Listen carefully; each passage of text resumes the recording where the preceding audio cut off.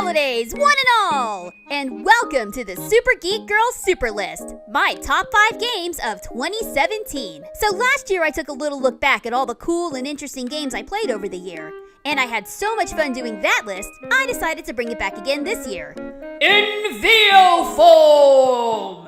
So let's wrap up 2017 on a high note and take one more look back at some of the games that really captured my attention and brought me so much joy over the year. Now, before I get too far into this list, I'd like to make it clear that I'll only be discussing games that I've personally been able to play. For example, as much as I would love to put Breath of the Wild or Super Mario Odyssey on this list, I actually don't have a Switch, and therefore haven't been able to play them, because Super Geek Girl is also Super Broke Girl. In fact, there's probably a lot of fantastic games that came out this year that I just simply haven't gotten around to yet. So, if your favorite game isn't on this list, just tell me about it in the comments, because I would honestly love to check it out. And who knows, your suggestion might end up being a future episode of Super Geek Girl Plays. And with that, let's begin. Number 5! Night in the Woods. This is one of the strangest, funniest, most genuine games I've played all year. What starts out as a quirky tale of a college dropout returning to her hometown soon begins to take a much weirder, much more paranormal turn. Most of the game has you exploring your hometown of Possum Springs, and there's plenty to do around town and tons of stuff to explore, from the everyday walking around on the streets to the random and crazy minigames you'll encounter throughout the story. But what really struck me about this game is that it touches on a lot of real-world issues that you don't normally see in games. Things like depression, anxiety, death, even losing your job are all addressed in a very real and authentic way. Couple that with characters that are endearing and memorable, and art that is way cuter than it has any right to be, and you've got a really honest, heartfelt experience. I mean, seriously, these guys are so cute! You can pop any of them in Animal Crossing and they'll fit right in! Well, except for the whole May and Greg doing crimes thing, the cops may not appreciate that too much. If you haven't played Night in the Woods yet, they just came out with the expanded Weird Autumn Edition with all kinds of new content, so now's the perfect time to plan your visit to Possum Springs. And don't forget to swing by the Snack Falcon while you're there. Greg gets kind of lonely. Number 4!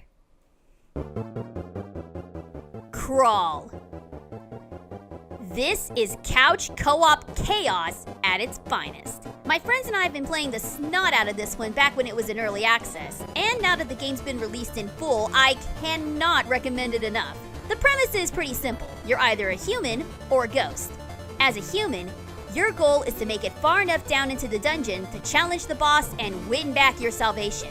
As a ghost, however, you have only one job. Kill the human! By either summoning monsters to do your dirty work, or by possessing one of the many traps and curios littered around the dungeon. And if your ghost manages to slay the human, then you become the new human, and now everyone's out for your blood. Woo! Gotcha! I'm the human now, loser! I'm feeling good, Well, that didn't last long. With its old-school pixel aesthetic, dizzying array of monsters, weapons, and items, and addictive, oftentimes panic-inducing gameplay, Crawl is a blast, and I highly recommend busting it out at your friend's next game night. Just don't expect to have any friends left by the time you're through. Number 3! Bayonetta, Steam Edition. Okay, time to confess. For whatever reason, I never actually got around to playing Bayonetta when it first came out. So, when it was finally released on PC earlier this year, I figured now was as good a time as any to see what I'd been missing. And holy crap, why didn't I play this sooner? This game is so awesome! Excuse me. I mean, really, what else can I say about this game that hasn't already been said by this point? The settings are drop dead gorgeous, the music is on point, the enemies are both terrifying and beautiful, the combat is fluid, fantastic, and a spectacle to watch, and Bayonetta herself is strong, stylish, and sexy as hell. Pun totally intended. I mean, come on, look at this. I got a huge girl crush on this. Sure, the fan service can get a little over the top sometime, but hey, it's all part of what makes her character so much fun to play. Besides, if I look this good in a tight black suit made out of magical hair and high heels that double as firearms, I'd be showing off too. Well, maybe not.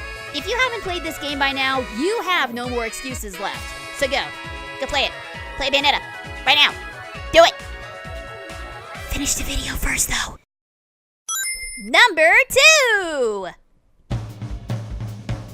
Cuphead. What happens when you mix old school rubber hose animation with classic run and gun gameplay and crazy bosses? You get one of the most stylish and delightfully frustrating games of the year. I am blown away with how perfectly Cuphead encapsulates the look and feel of old cartoons. Everything from the jazzy soundtrack to the wild boss designs to the subtle crackle and popping of the video and audio filters, the guys at Studio MDHR absolutely nailed it, down to the very last detail. It's a joy to watch and a blast to play, in spite of its crazy hard difficulty. But like I said in my review of Cuphead, and you all did read my review, right? It's on my blog, you should totally go read it. This game is hard in the best way possible. I mean, sure, you're gonna have those controller chunking, rage-inducing moments when the boss suddenly switches up its attack pattern and knocks you out with some brand new dumb attack and just pulled out of its ass. As I was saying, once the fury subsides, the game's undeniable charm pulls you right back in for one more try, and another try, and another, and another, and another, until at last, success is yours. It's a fantastic game, and in fact, there's only one game I can think of that I enjoyed playing even more. And number 1! Sonic Mania. Yep, to absolutely no one's surprise, Sonic Mania takes the top spot as my favorite game of the year. And honestly, there's not much else I can say that I haven't already hit on in my video. Sonic Mania took everything that little 90s super geek girl loved about the series. The music, the gameplay, the classic characters, the sheer sensation of barreling through a stage as fast as blast processing would allow, brought it back and made it better and more beautiful than ever. And yes, I'm well aware it's nostalgia talking here, but like I said before, Sonic was the first video game that I ever played, and it's what got me playing video games and even making videos in the first place. So to see something that I loved so much as a kid come back and be just as good as I remember it, hell, even better than I remember it, that's something special. I've played a lot of awesome games this year, but at the end of it all, Sonic Mania has brought me more excitement, more fun, and more sheer joy than anything else I've played this year. And that is why it's number 1 on the super list. Hey everybody, thanks so much for watching this episode of Super Geek Girl Plays, and I just want to say an extra special thank you to everyone who's been supporting the channel and my blog over this past year. It's been a really exciting year for Super Geek Girl, and I'm really looking forward to seeing what next year holds. And speaking of next year, I'm taking the rest of the year off. I'll be back in January with a brand new video and brand new content. But in the meantime, if you guys like what I do and want to see more of it, be sure to like this video and subscribe to the channel. And don't forget to check out the Super Geek Girl blog and follow me on social media as well. Happy holidays, everybody, and I'll see you guys in 2018. Bye!